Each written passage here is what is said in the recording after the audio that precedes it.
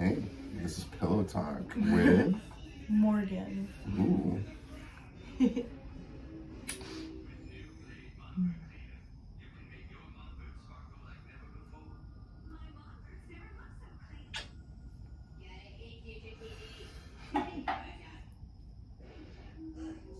Me and Morgan have had an amazing time together the last 3 days. It's true. What is something that we were talking about that was pretty interesting? How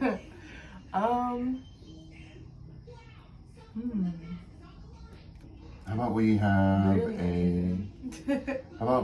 a polyamory discussion? Sure. Okay, so polyamory, what is it? First off. Polyamory is a relationship style in which one is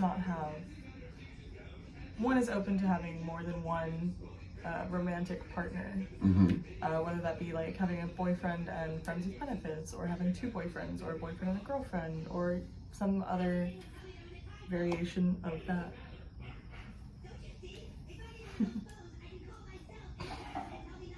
Now, I love the idea of polyamory just because I get to do whatever the fuck I want. But like, is there anything that like could be bad about it?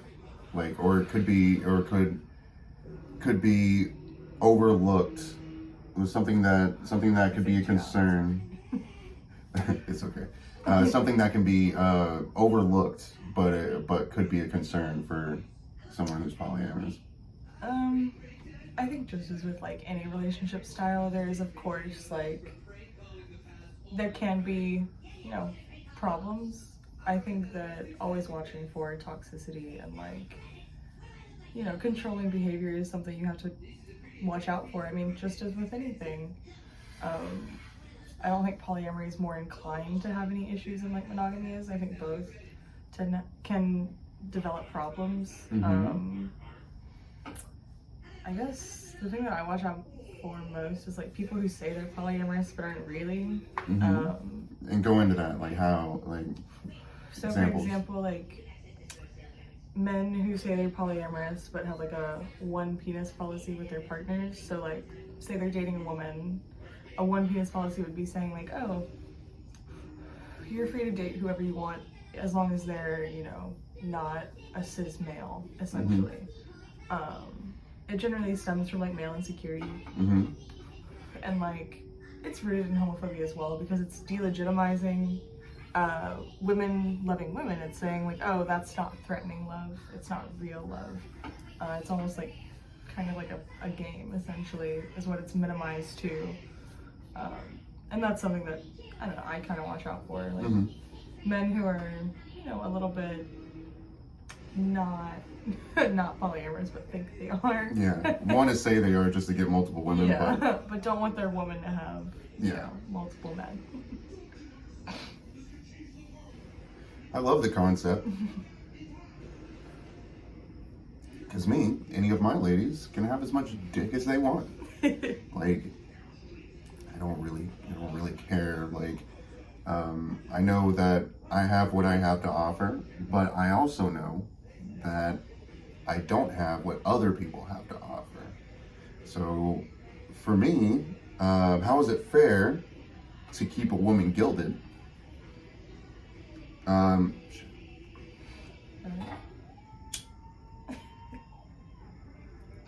When they could be happier if they just got a little bit more dick, right? Yeah. like really happier, and the sex between you two could be happier, your connection could be happier, like it could just be an overall better thing if you just shared the pussy with a couple of dudes.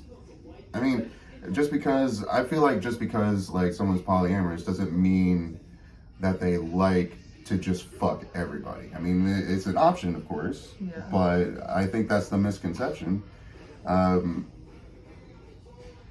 think people tend to assume that like polyamory is about sex more than it is about love, which just isn't the case. of course, like, yeah, having more sex is a lot of fun, Mhm. naturally. But I think that the more important part of polyamory is the emotional aspect. Because the key difference between polyamory and an open relationship is that an open relationship is emotionally exclusive. So like you have one partner that, you know, you have feelings for, and everybody else is kind of just like a hookup or a friend with benefits. Whereas with like an actual polyamorous relationship, you're able to create multiple connections, and those connections can look like, you know, whatever you want. It can be purely sexual, or it can have feelings involved, or, you know, some combination of that. And I think it just allows you to tailor each individual relationship to your needs from that particular relationship, rather than having all your relationships fit this sort of mold and go on this, as they call it, like a relationship escalator, you know, the dating to girlfriend, boyfriend, or, you know, partners to engaged to married to kids. It doesn't, polyamory is kind of about breaking out of that sort of escalator and tailoring your relationships to what works for you. Okay, so how many boyfriends and or girlfriends do you have currently? I would say that I have one boyfriend, and then I have a queer platonic partner. Wait, go. What is that? Like what? So a queer platonic partner, it's essentially a type of relationship that resembles friendship, but it's a little bit deeper than that. It tends to have more like emotion involved. Like, for example, my like queer platonic partner and I kind of plan a lot of life things together, even though we're not necessarily romantically involved, but we do have like a lot of shared goals and like ideas on how we want our lives to look, and we know that we want our lives to be fairly intertwined for like the foreseeable future. But we don't have like a distinctly like sexual relationship. We have had threesomes and things like that together, but on our own we're not in a romantic relationship. Now, is this a woman or a man? A woman. Okay, gotcha. So, I guess, like, I know polyamory seems like an amazing idea for people who feel trapped in regular relationships, who feel kind of constricted, you know, constricted, restricted, you know, whatever. But would have been some downfalls of leading that type of lifestyle. Definitely like shrinks your dating pool a little bit. Especially with like non-queer people. I find it tends to be a little bit more challenging to find like people who are open to the idea. It's become more normalized now, like especially in a big city like where I live. It's a little bit more common. I encounter it kind of naturally sometimes. And I think it takes a certain kind of person to be able to do it well. You have to be willing to do a lot of internal like introspection and work on yourself. And like you have to be willing to be vulnerable with people and communicate and you know, be honest about everything. Oh, well, I mean, really, it seems like an amazing thing, because like you can have your cake and eat it too, really. Essentially. Yeah, so You just have to be willing to put in the work for it. yeah, it's just, and you can't mind your partners having their cake and eating it too as well. Yeah. So like that's kind of like, have you ever experienced like what you were saying before? Like, have you ever experienced like someone who say that they are, and you know, just pretty much goes back on it almost immediately? Yeah, I have encountered people, because I think some people think it's going to be easier than it is. I think some people think they can just turn that part of their brain off that's been conditioned to sort of follow this monogamous ideal. And I think that some people, you know, in theory or in their heads, you know, they're like, yeah, I think I could do that. And then in actual practice, it gets a little more challenging. Feelings are a little more complicated. It's a little bit more difficult to actually put into practice. And I think that's where having that level of introspection to know where certain feelings are coming from is. Like, I think you have to have the ability to look at your emotions and say, okay, where is this coming from? Am I really feeling this way? Or is this a symptom of a need not being met? Okay. For example, like with jealousy. Okay, cool. Like, oftentimes you'll hear some polyamorous people will say that jealousy is bad and you should never feel jealous. And if you feel jealous, you're the problem. It's not true. Somebody tells you that, they're the problem. Jealousy is a perfectly normal emotion. Everybody experiences it. It can be imagined or real. So for example, like when I feel jealous, it tends to stem from a need not being met. So if my partner is like, for example, my boyfriend a couple weeks ago was really busy and, you know, couldn't spend a lot of time with me just because our schedules weren't lining up. Mm-hmm. But, sorry. But, you know, he had his friend with benefits over one day because their schedules lined up. And that's okay. There's nothing wrong with that. It just made me feel jealous in the moment because I missed him and I wanted to spend more time with him. Mm-hmm. So I told him, I was like, hey, you know, I'm glad y'all are having fun. I'm glad you have your time together. But I really hope we can find some time for us to spend together in, you know, the next couple weeks or so. Because, you know, I miss you, so I'm feeling a little jealous. And he's very receptive to that and understood. I was like, I promise, you know, we'll set aside this time. I know we're busy right now, but in a week or two, we'll get together and we'll hang out and we'll have a lot of fun.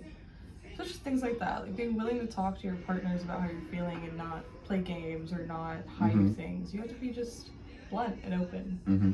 And, you know, sometimes the people you date are going to listen, sometimes they're not. Mm-hmm. You have to sort of do with that what you will. Mm-hmm. So, okay, so, tell me some of the times, give me a good example of where polyamory works and a situation where it didn't for you. Just in my personal life? Yeah. Okay. You don't have to name names, obviously. Yeah, I'll just kind of go on, I'll just talk about my current situation a little bit. My boyfriend is a fiance. She's really lovely. I hang out with her frequently. They live together, so I'll see her in passing a Mhm. lot too, just at his house. And I think that's a really good relationship because I love spending time with him, and I enjoy it when she's there too. I think it's a lot of fun to see them engage together. Mm-hmm. And I know that she thinks it's fun to watch him and I engage with each other because it's just so different. Like, you really see like who your partners are when you see them with other people, I think. Because, you know, there are going to be commonalities between, you know, your relationship with the other, but they're never going to be the same. Mm-hmm. So, like, his relationship with her has some similarities, Mm-hmm. but it's also got a lot of differences. Mm-hmm. Like, the way they interact isn't always the same as the way he and I interact. Like, I'm a very touchy, like, loving, very physical person, like, all the time. Mm-hmm. And, you know, sometimes she has moments where she's like, I'm not feeling it tonight, you know, I just don't want to be touched, you know? Mm-hmm. So y'all have fun, step aside. I'll step aside and, you know, enjoy your time together. Mm-hmm. And I think that, like, having that is really nice, and not having to worry about, like, jealousy in that physical way is really great. And I enjoy not having to worry about that with, you know, them. Mm-hmm. And being able to engage kind of freely and openly. Mm-hmm. Whatever that may look like. A bad experience I had was probably with my ex. Mm-hmm. We dated for like a year. He's married. He has a wife who she's one of those people who does claim to be polyamorous and just isn't. Oftentimes, you know, when we'd have a date planned together, you know, she'd come up with an excuse of like, oh, I'm just having a bad day, I just don't want you to go out, like, just don't go out. Like, every time he and I Mm-hmm. had a date planned for like a month, she'd be like, oh, I'm just not feeling it. It's like, I just don't want you in the house today, or, you know, I just don't want you to go out.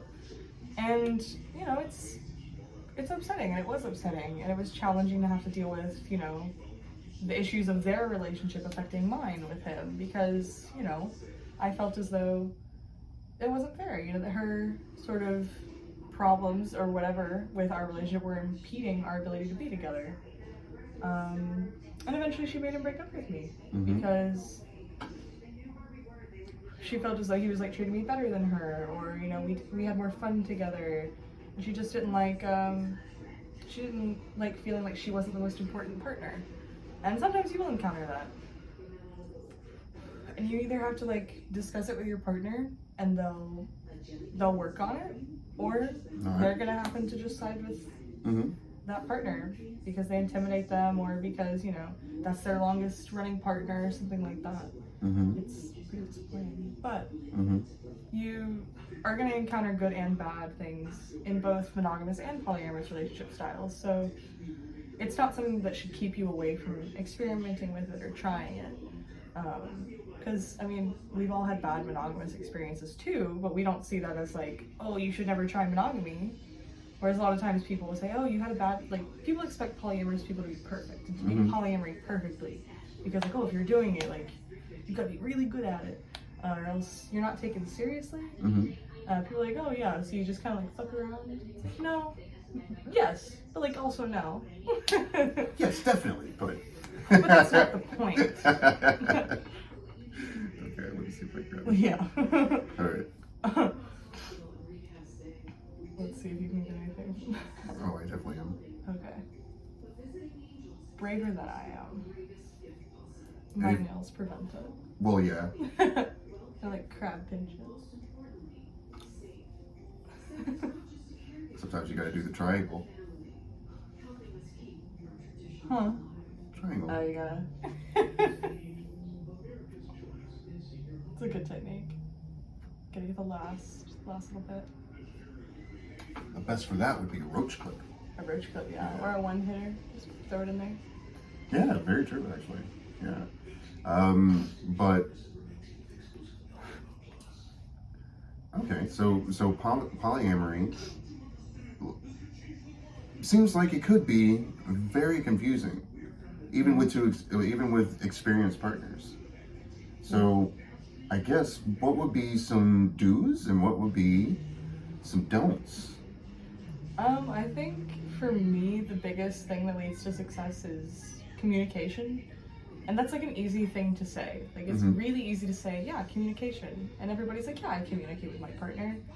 But I think you have to really be able to look inside yourself and say, do I know how to communicate effectively? Do I know how to articulate emotions that are unique to me, to someone who is coming from a different place and a different perspective? Mm-hmm. And can we work together to address it? Mm-hmm.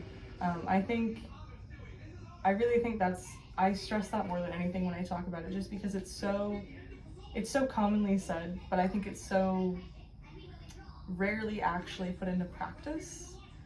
Because people think, people do this thing of wanting to hide their emotions, or tuck them away, or not inconvenience their partner with them. And I think you need to be able to have an open space with your partner and be able to tell them things that make you uncomfortable, or things that they do well to keep doing.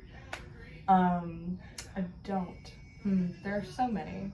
There's so many things you can do that that will you shouldn't just do. piss people off. No. I think the biggest don't is, giving up if it doesn't work out the first time. Don't give up, if it doesn't go well the first time, because your first monogamous relationship probably didn't go that well, unless you're married to your high school sweetheart or your third grade boyfriend or girlfriend or partner. Good for you. Not all of us have that. Mm-hmm. And I think that you just got to keep going and working on things that work for you. Because I think polyamory looks different for everybody. Some people, a triad. That's their version of polyamory, and that's the perfect way for them, a closed triad. Just 3 people? Yeah. Okay, gotcha. Some people will do it that way. There's plenty of closed triads. They're exclusive to each other. It almost functions in the same way as a monogamous relationship, but you have 3 partners instead of 2. Mm-hmm. Some people have parallel polyamory, where they date separately and won't have their partners interact at all. Mm-hmm. Others have kitchen table polyamory, which is, I think, the goal for a lot of polyamorous people is to have kitchen table polyamory. It's not the right way. There's no right way. That's the type of polyamory I would like, for the most part. Of course, exceptions to that are possible. But kitchen table polyamory is essentially where all of your partners are either dating each other as well, or they get along in a fashion that is they get along well enough to be around each other and hang out for extended periods of time. So kitchen table polyamory, essentially, you could have everybody at the kitchen table, have a meal, and everybody be cool. You could hang out. Mm-hmm. It wouldn't be a problem. Okay, so is polyamory often confused with being in the swinger lifestyle? I think there is a lot of like overlap for sure. I think people do tend to associate it with, you know, swinging or sex. People tend to make it more sexual than romantic, and more based on sexual feelings rather than emotional feelings, which of course there are sexual feelings there too, and you know, you do have more options because you're not in a monogamous relationship. You know, you can have sex with whoever you want usually. But I think the emphasis on sex is not quite what people think it is in polyamory. It's not, it's just an added bonus in a way. Pardon me. But yeah, I think that, yeah, that's kind of my So what do you look for in a polygamous, like, male? And what do you look for in a polygamous female? And also, any polygamous trans like partners that you may have? I don't think that I look for different things, to be honest. I think that the most important things to me tend to stay the same. You know, your ability to communicate, your ability to look at yourself and, you know, communicate your feelings effectively and to understand your feelings. I think having, you know, a general level of intelligence is required to be able to do those things. So I tend to look for, you know, people who I think are intelligent, funny, charismatic, things like that. You know, just whatever you'd look for normally. And I think you can definitely find that in a polyamorous dating pool, wherever you are. Obviously, being in a large city is more helpful. You know, you have a little bit more of a selection. If you're in a little bit more progressive. Yeah, if you're in the rural areas, maybe a little challenging, but I believe in you. But I know for me, definitely living in a city like has helped because you can meet so many more people. But yeah, I tend to I look for what I would look for if I were in a monogamous relationship, you know? No, like, no matter what, like, there's no difference between, like, males, females, whatever? No, I think as long as there's a connection and there's, you know, something there to work with and a level of base communication and trust, I think that's all that really is essential. I know I do have a preference for men. I am bisexual, but I do prefer men, at least romantically. So I do tend to lean towards that. But other than that, I really don't have any like particular things that I look for. It's a lot of like the feeling, you know, when you're with them. Like a vibe? Yeah, like the vibe has to be right. Gotta do a vibe check on all my potential partners. Okay, so like it's very interesting and it sounds actually very, very fun. If you're willing to put in the work, it is very fun. How would you suggest someone who isn't part of that lifestyle that maybe have been looking for something to be a little bit more liberating, stuff like that? Like how do you suggest someone who isn't already part of or doing something like that? Community. Yeah. To I don't know, dip their toe in or or baby steps into it. Yeah.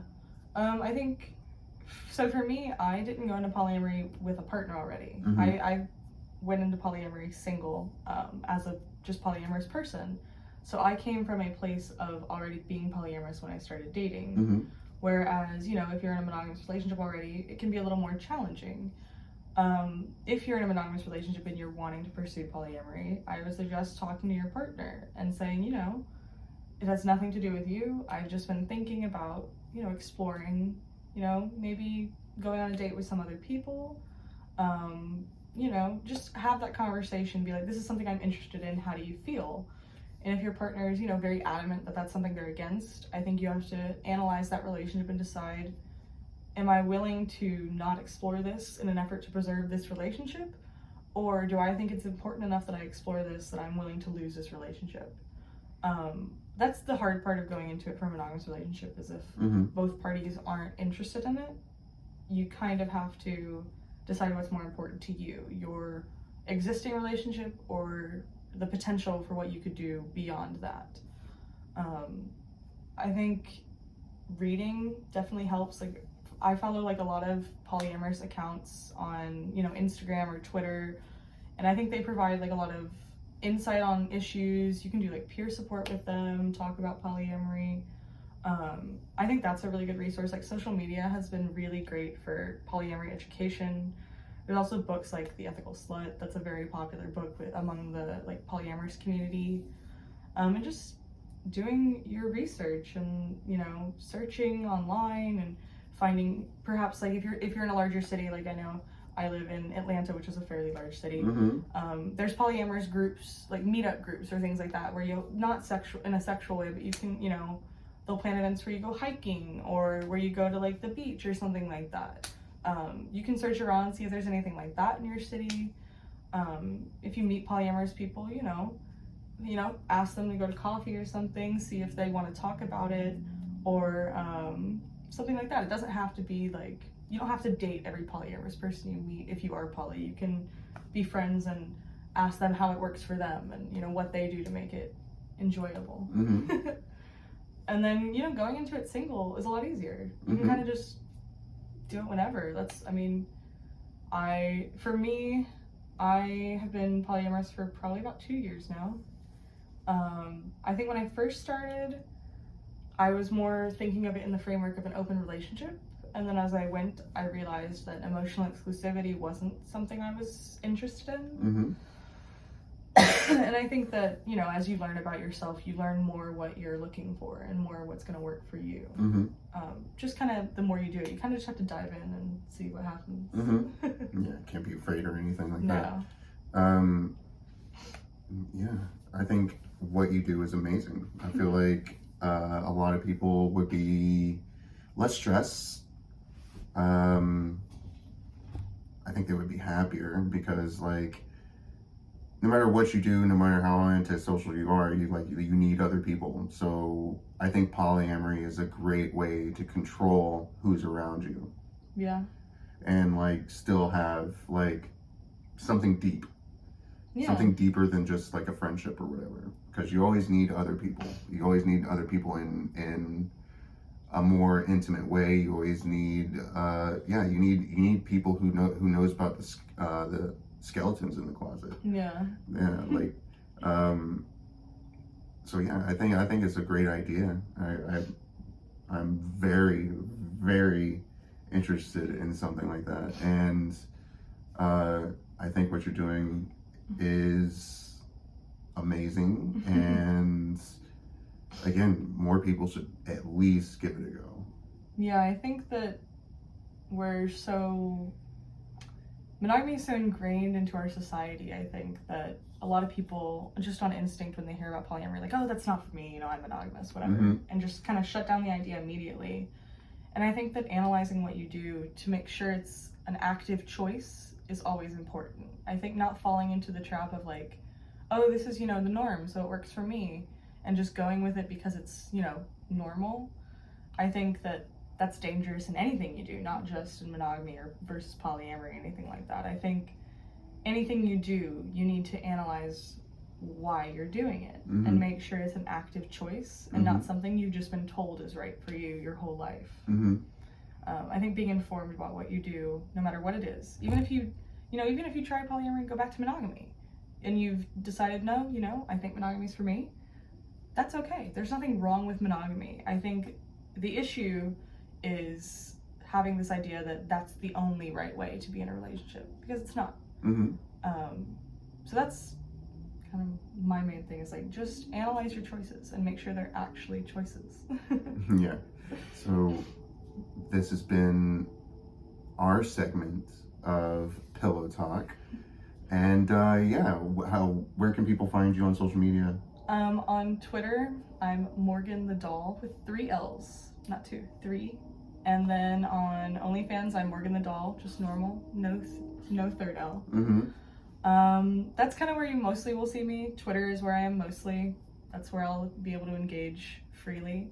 I kind of keep my other social media private, but if you happen to find me, I'm not gonna be mad at you. And if you didn't catch that, all that shit will be in the description, just to find this lovely woman. And yeah, we'll be back again. I'm pretty sure within the next couple months. Yeah. For another episode. For sure. Oh yeah. So Welcome to the party, and keep it groovy.